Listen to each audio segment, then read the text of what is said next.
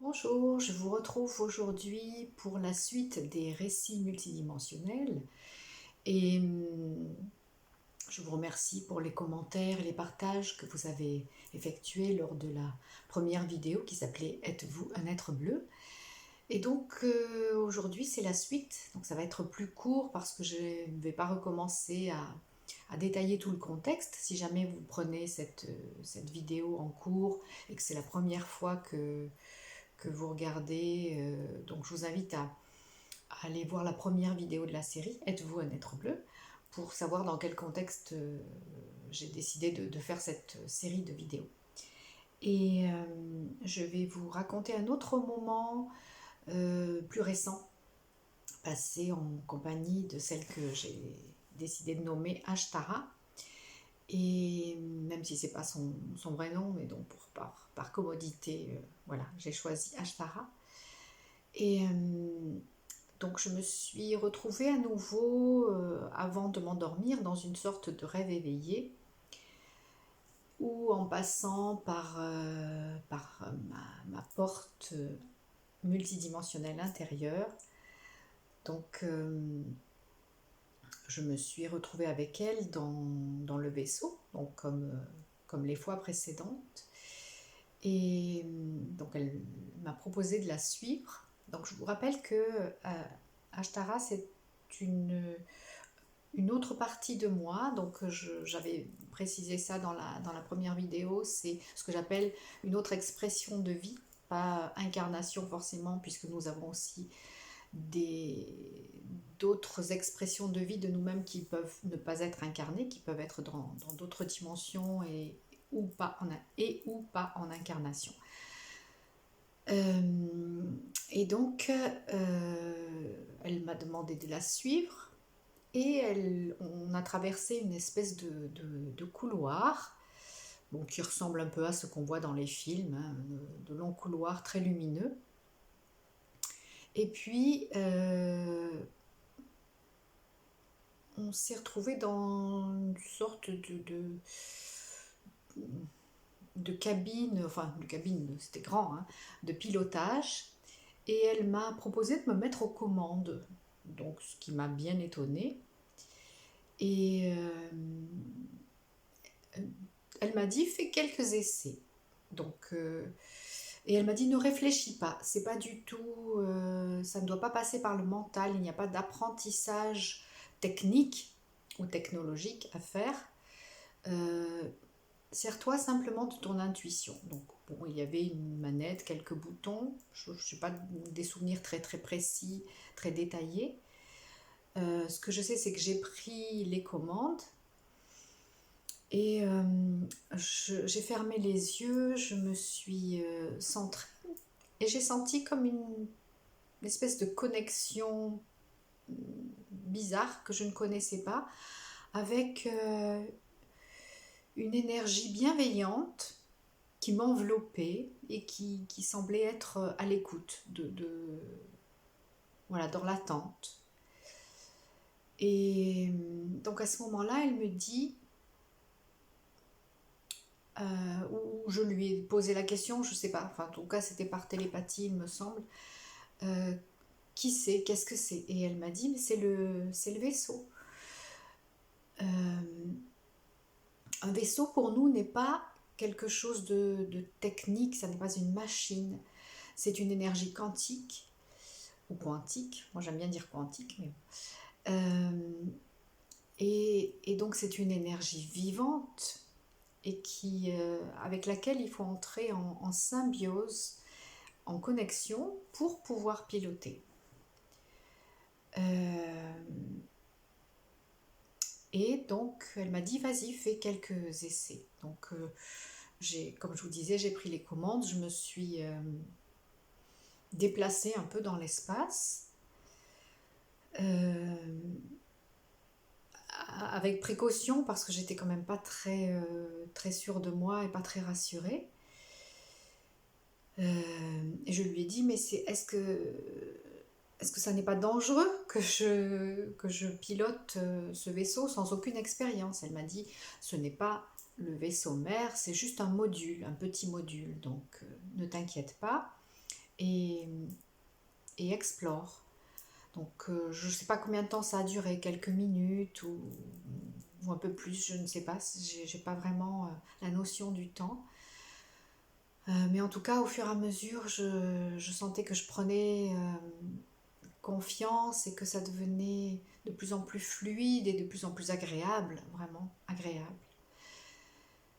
Et donc quand ça s'est arrêté, je lui ai demandé, j'ai demandé pourquoi c'était une des premières choses qu'elle me montrait, que ça ne me semblait pas forcément une priorité. Elle m'a dit si, parce que c'est une métaphore de beaucoup de choses. La façon dont nous pilotons nos vaisseaux, c'est une métaphore de beaucoup de choses, et notamment, c'est une métaphore qui peut vous inviter à comprendre comment piloter votre propre véhicule, à savoir votre corps, qui est aussi une énergie intelligente et qui répond également à toutes vos pensées, à toutes vos intentions. Et elle me dit de la même façon que tu as dû faire attention aux intentions que tu émettais pour piloter, eh bien, de la même façon, vous devez être très attentif à vos intentions et à vos pensées par rapport à votre propre véhicule physique, donc le véhicule de votre âme, le véhicule de votre incarnation. Et voilà, et après, bon, la rencontre s'est arrêtée là. Mais j'ai envie d'y retourner. J'ai envie d'y retourner parce que c'était vraiment une expérience très douce et très exaltante en même temps. Et à laquelle j'ai beaucoup repensé depuis, aussi au niveau symbolique pour essayer de comprendre effectivement ce qu'elle avait voulu me dire et quelles étaient les implications dans notre façon de piloter notre véhicule physique. À savoir que de la même façon que l'intention de prendre un virage ou de s'élever ou de redescendre avait une influence sur le module que je pilotais, de la même façon, notre corps physique, notre véhicule physique, réagit aussi à nos intentions, à nos impulsions. Et par exemple, par une intention, nous pouvons élever notre vibration, et par une intention ou une pensée, nous pouvons aussi la descendre. Nous pouvons perturber notre chimie intérieure, nous pouvons au contraire l'harmoniser. Donc voilà, je voulais partager ça avec vous aujourd'hui, peut-être pour que vous essayiez aussi de votre côté.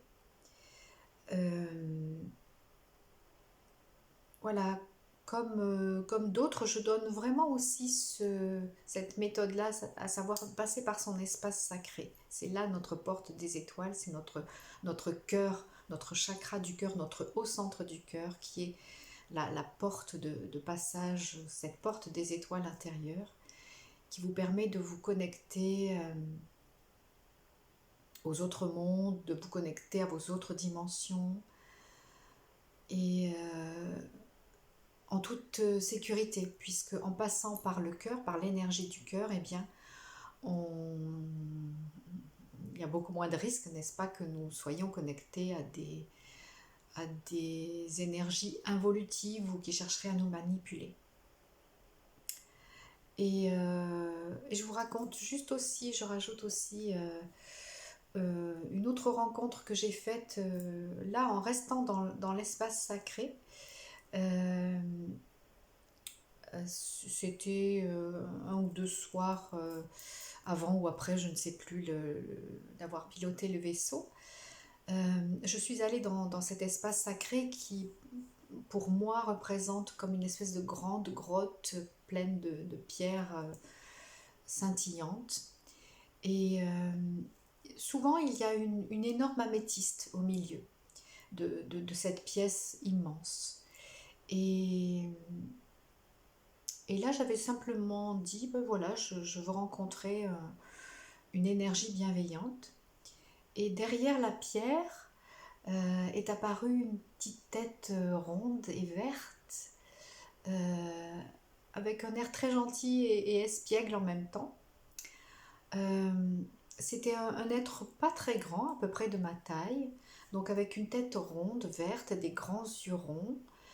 Euh, j'ai pas le souvenir qu'il y ait eu vraiment de bouche. La silhouette était très fine et il avait une longue queue verte. Euh, pour vous donner une image, c'est un peu, un peu comme le personnage de ce truc de crédit, là, cet LM, mais en beaucoup plus fin et beaucoup plus joli. Et donc cet être s'est présenté comme s'appelant Noon, Noon, et on a dialogué quelques minutes. Euh, il était vraiment très très gentil, très très spontané, avec une âme assez enfantine, une vibration assez enfantine. Quand je lui posais des questions, il me disait je sais pas, je vais réfléchir. Mais en tout cas, ça a été un échange adorable. Euh, je ne sais pas d'où il vient. Je crois que j'ai posé la question, mais je ne sais pas si j'ai eu une réponse. En tout cas, voilà, c'est une énergie que j'aimerais bien reconnecter, re-rencontrer aussi prochainement. Et puis voilà, pour pas faire trop long, aujourd'hui je vais en rester là. Je pense que la prochaine fois, je vous parlerai de ma rencontre avec un dragon. Voilà, un dragon. Euh, C'était suite à la lecture de Telos, où Aurélia Louise Jones parlait de sa rencontre et des retrouvailles avec son ami le dragon. Et voilà, je vous raconterai comment, où et comment j'ai rencontré mon ami aussi le dragon. Voilà, je vous dis à bientôt.